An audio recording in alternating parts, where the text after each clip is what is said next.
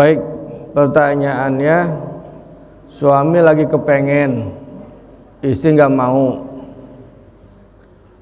Suatu waktu kebalikannya, istri kepengen, suami nggak mau, gitu ya?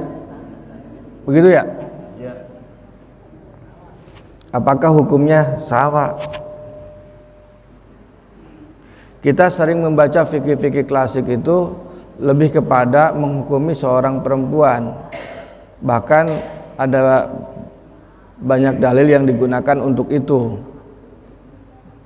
Jadi kalau suaminya lagi kepengen menyalurkan hasratnya, si istri kemudian tidak mau, dilaknatlah sampai subuh, kan begitu ya? Ada hadisnya tuh. Dan biasanya itu sering sekali dihafalin gitu. Tetapi kalau kita melihatnya dari perspektif persamaan dalam kedudukan rumah tangga, maka akan menjadi tidak fair kalau si istri saja yang dilaknat. Maka harusnya diposisikan bahwa sama saja, kalau istri lagi pengen suami nggak mau juga sama saja, punya hukum dosa, itu aja. Kenapa? Ketidakmauan istri melayani suami memungkinkan suami mencari penyaluran hasrat lain.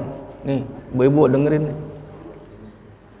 Ketidakmauan sang istri untuk melayani sang suami akan memungkinkan si suami mencari kepuasan lain.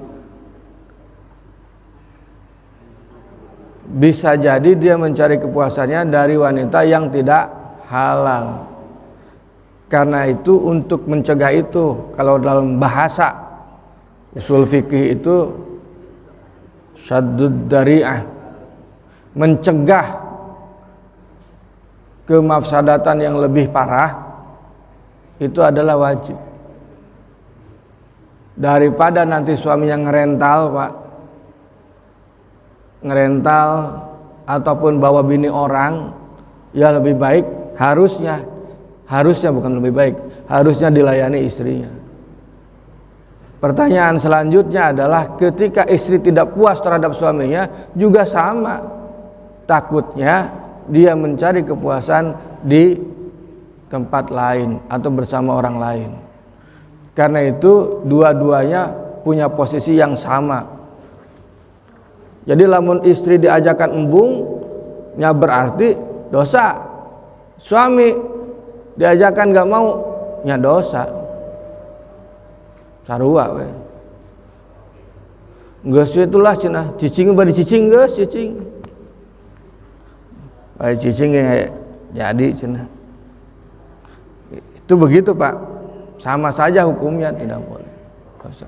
Makanya saya pakai perspektifnya itu. Persamaan. Jadi suami istri itu terhadap kebutuhan, kebutuhan seksual itu sama. Mau laki mau perempuan sama kebutuhan seksualnya. Dan hanya pasangan yang sah, yang halal untuk tempat penyaluran. Baik laki-laki maupun ke perempuan maupun perempuan ke laki-laki. Jadi harus diposisikan sama. Karena itu kalau istri menolak ya berdosa, kalau suami menolak juga berdosa. Kalau saya melihatnya ke situ. Jadi jangan egois. Suami lagi pengen, tapi kalau umur-umur gitu ya kadang-kadang si perempuan itu kalau sudah masuk masa menopause itu rada agak susah itu. Katanya begitu menurut teori. Saya mapan baca. Gitu Pak Jani. Normal. Kalau usia 25 sampai 35 itu normalnya seminggu 5 kali. 35 sampai 45 normalnya seminggu 4 kali. 45 sampai 55 nah normalnya seminggu 2 kali. 55 sampai 65 seminggu sekali. 65 sampai 7 sampai ke atasnya nyasa inget nawe gitu. Biasanya gitu. Normalnya itu penelitian enggak. Normalnya. Nah, lamun lebih dari itu biasanya memang kebutuhannya sangat tinggi gitu. Bahkan bilang over atau hiper. Jadi gitu Pak ya. Jadi kalau usia Bapak itu ya cukupnya tadi berapa? Ya 2 kali lah seminggu. Itu rutin lah gitu. Itu jatah itu harus itu. Ya harinya boleh digeser tergantung kondisinya gitu.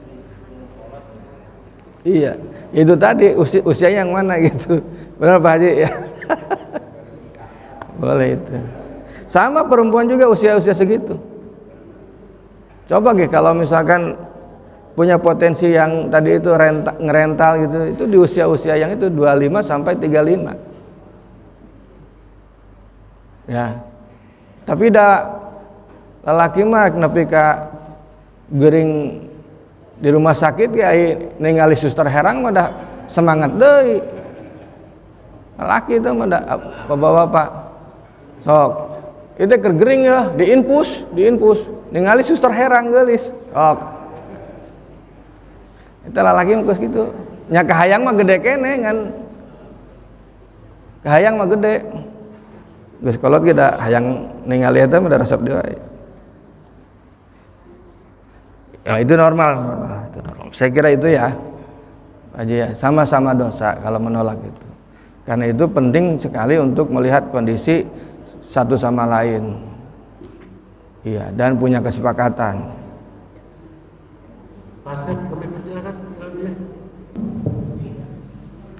Terima kasih Pak Jasep. Saya jawab yang terakhir. Nanti urusan hakim nanti Pak Kiai aja.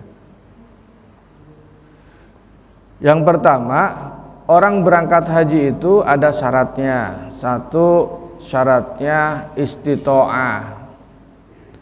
Istitoah itu syarat mutlak. Istitoah artinya mampu.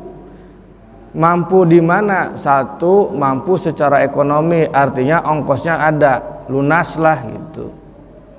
Yang kedua, istitoah kesehatan. Orangnya sehat. Kalau stroke sebenarnya bisa Pak, kalau masih bisa beraktivitas. Misalkan orang di kursi roda ya, kalau orangnya stroke tapi di kursi roda itu masih bisa berangkat, penting pakai kursi roda.